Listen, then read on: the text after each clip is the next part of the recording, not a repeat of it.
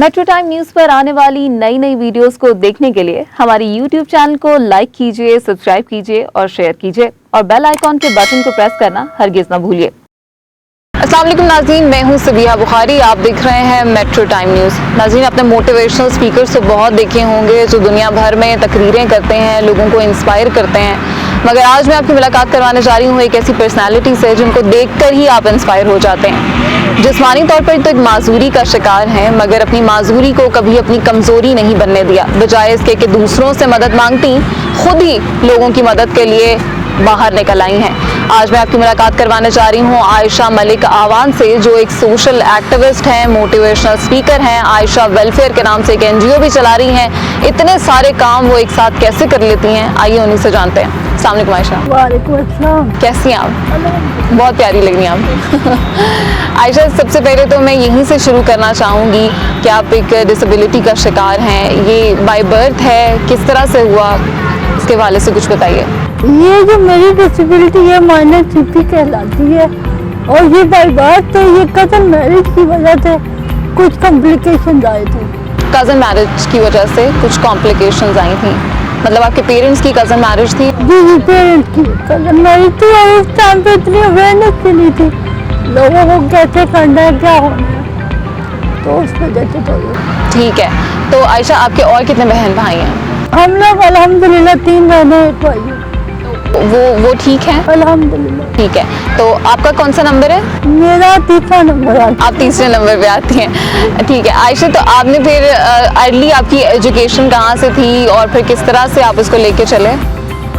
मेरी यहाँ से काफ़ी दूर मैंने जाना होता था, लाहौर के बाहर दूरबीन के करीब वो एक इदारा था, और बहुत ज़बरदस्त इदारा था, गवर्नमेंट का इदारा था। वो एजुकेट भी करते थे, इवन के एक्सरसाइज भी होती थी, खाना भी देते थे, और बट वो दूर बहुत था, और कुछ ऐसा इंसिडेंट हुआ जिस वजह से मुझे आप उसको कंटिन्यू नहीं कर सके। तो आपने कहाँ तक तालीम हासिल की?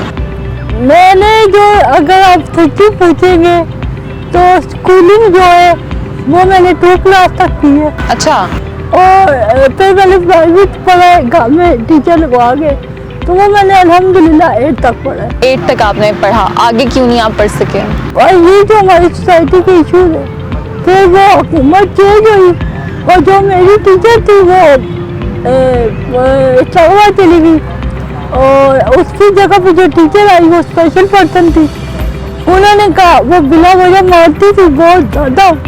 अच्छा, तो वो ये ख्याल भी नहीं करती थी कि आप नहीं दिल से आती? बिल्कुल नहीं। उन्होंने मेरी, जब मैं मार खा के घर आई तो मेरी वालदा ने कहा कि आज तक कभी ऐसा हुआ नहीं है कि हमारी बच्ची मार खा के आए, तो ऐसा क्यों हो रहा है? तो वालदा जब गई तो कहती है, आपने इनको पढ़ा के क्या करना? तो मम्मा कहती, बेटा आप क्या कर रहे हो पढ़ लेकिन आपने हिम्मत नहीं हारी? मैंने उसके बाद बच्चों को, अच्छा, आपने पढ़ाना शुरू कर दिया उसके? मैंने बच्चों को, अपने जो मोहल्ले के नीडी बच्चे थे ना, उनको एजुकेट करना शुरू किया, और मैंने 9th 10th तक मैंने बच्चों को ट्यूशन पढ़ाया। तो आपने अपनी कमज़ोरी नहीं बनने दिया और आप इतने सारे काम कर रही हैं, तो ये आपको कहाँ से ख्याल आया कि मैं आयशा वेलफेयर के नाम से एक NGO बना लूँ, और इसके साथ आप सोशल एक्टिविस्ट भी हैं? क्या क्या काम करती है आपकी वेलफेयर? बेसिकली वेलफेयर को बनाए हुए अभी 1 साल हुआ है, तो मेरा जो तजुर्बा है वो तकरीबन 10 से 11 साल हो गए मुझे। मैं अपने देखने वाले नाज़रीन को बता दूं कि आयशा की उम्र 28 ईयर्स की है आयशा, और 28 ईयर्स में इतने सारे काम कर रही हैं आयशा। जी आयशा, बताइए। कोई ट्रांसपोर्ट बता दे जो एक्सेसिबल हो, तो इन चीज़ों के लिए मैंने बहुत काम किया। मैंने बहुत सारे धरने दिए प्रेस क्लब के सामने। अच्छा, आप धरने भी देती रही हैं प्रेस क्लब के सामने? मैं बहुत कुछ करती रही हूँ, बहुत डॉक्यूमेंट्री बनती रही है। मेरी अपनी मतलब की हिम्मत बहुत है, मैंने वर्किंग की है। तो वो आपने प्लेटफॉर्म के लिए अपनी NGO बनाई? जी बिल्कुल। मैंने अपना एक इदारा अनाउंस किया जब कोरोना स्टार्ट हुआ था, तो मैंने तब इसको अनाउंस किया आयशा आवान के नाम से। तो आयशा, आप किन किन लोगों की अब तक मदद कर चुके हैं? मैं बता नहीं सकती क्योंकि मैंने कभी काउंटिंग की नहीं। हम जानना ये चाहते हैं, बिल्कुल आपका इदारा बहुत सारे लोगों की मदद कर रहा होगा और आप बता भी रही थी किस तरह से आप इसको लेके चलती हैं। अकेले आपने हिम्मत तो बांध ली है, लेकिन जाहिर है आपके सफ़र में और लोग भी शरीक होंगे जो आपकी मदद करते होंगे। वो कौन कौन? बिल्कुल बिल्कुल, अल्लाह के बहुत नेक लोग हैं जो कि मेरा साथ देते हैं, उनके साथ के बगैर मैं कुछ भी नहीं हूँ। बात वही आती है कि जब लोग एक ट्रस्ट लेवल होता है, लोगों के ऊपर मैंने अपना ट्रस्ट बनाया हुआ है, लोग जानते हैं। इवन कि जब चीज मैंने एक स्टेटस लगा देना कि जी मुझे व्हील चेयर चाहिए, तो जो अल्लाह के बंदे होते हैं वो खुद कांटेक्ट करते हैं कि जी हाँ बताएं आप क्या। तो बात वो होती है लोगों को नजर आ रहा है ये बंदी करती है, तो बस वही अल्लाह के बंदे के साथ चल रहे हैं। ठीक है आयशा, तो आप ये बताइए कि आप मोटिवेशनल स्पीकर भी हैं, आप जो अपनी स्पीचेस देते हैं, अपने लेक्चर्स देते हैं, कोई ऐसी स्टोरी हो कि आपसे कोई बहुत इंस्पायर हो गया हो और उसने आपसे कहा हो कि आयशा इससे पहले तो मेरा कुछ नहीं हो रहा था, आपको देख के मैं इतनी इंस्पायर हुई या इंस्पायर हुआ कि अब मैं ज़िंदगी में ये सब कर रहा हूँ? ऐसे बहुत सारे लोग हैं जो कि मुझे स्पेशली कॉल आती है कि मैडम हम जिंदगी के उस मोड़ पे थे जबकि हमें बिल्कुल आगे अंधेरा नजर आता है, जब कि आपकी वीडियोस आना शुरू हुई है, लेक्चर आना शुरू, तो हमने दोबारा तो हमने कहा जब ये कर सकती है तो हम क्यों नहीं कर सकते। बिल्कुल, आपको देख के तो बिल्कुल यही ख्याल आता है कि अगर आप कर सकती हैं तो बाकी लोग क्यों नहीं ये कर सकते। अच्छा आयशा, ये बताइए कि आप सोसाइटी के प्रॉब्लम्स के हवाले से बात कर रही थी, अभी भी जब आपने अपनी एक NGO खोल ली है तो अभी आप NGO के लिए फंड्स जो इकट्ठे करने होते हैं उसके लिए आप क्या करते हैं और किस किस्म के प्रॉब्लम्स आपको फेस करने पड़ते हैं? बहुत सारी ये कोविड के जो सूरत हाल है ना, मैं आपको बता नहीं सकती कि मुझे तकरीबन 10 बैग आए थे राशन के, और जब मैं डिस्ट्रीब्यूट करने आई हूँ ना तो तकरीबन 50 लोगों का डाटा मैं घर ले गई।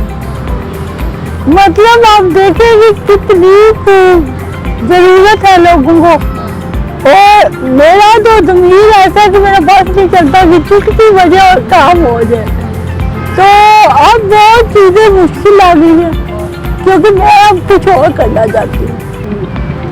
आप काम करो, मैं आपके साथ चलती हूँ, जो चीज़ चाहिए मैं आपको देती हूँ, आप काम करो। मतलब आप चाहते हैं कि लोग हुनर सीखें, अपना काम करें और आप उनका काम करवाने में उनकी मदद करें, उनको अपने पैरों पे खड़ा करें।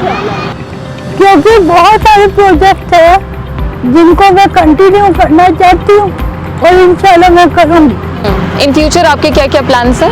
प्लान मेरी यही है कि मैं जो अपनी स्पेशल बच्ची है उनको कम से कम मैं इतना करूँगी ना कि वो अपने कदमों पे खड़ी हो जाए। और मेरे प्लान तो बहुत बड़े बड़े सारे निकलती क्योंकि आपको तो यहाँ पे काफ़ी कैट बहुत ज़्यादा होती है। पाकिस्तान के मुख्तलिफ शहरों में जाती हैं और लेक्चर्स देती हैं, पाकिस्तान से बाहर आप कभी गई हैं? नहीं, ख्वाहिश है आपकी कि आप पाकिस्तान से बाहर इंशाल्लाह जाऊँ और कुछ बड़ा करूँ। कुछ बड़ा करने की ख्वाहिश है, आप अभी भी बहुत कुछ बड़ा करिए। अच्छा आयशा, कैमरा आपके सामने मौजूद है, अपने देखने वालों को, जानने वालों को और हुकूमत की तरफ कोई अगर आप मैसेज देना चाहें तो क्या देंगे?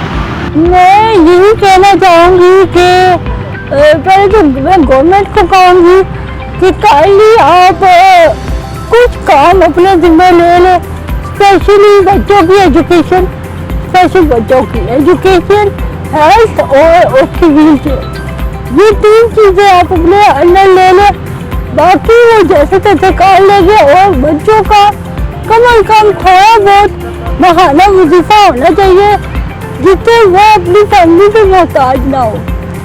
और दूसरा ये है कि स्पेशल बच्चों को ये मैं कहना चाहूँगी कि ज़िंदगी मुश्किल है, बट आपने जब तक खुद को कबूल नहीं करना तो कोई दूसरा आपको कबूल नहीं करेगा, तो आप खुद को कबूल करें और अपने लिए खड़े हो।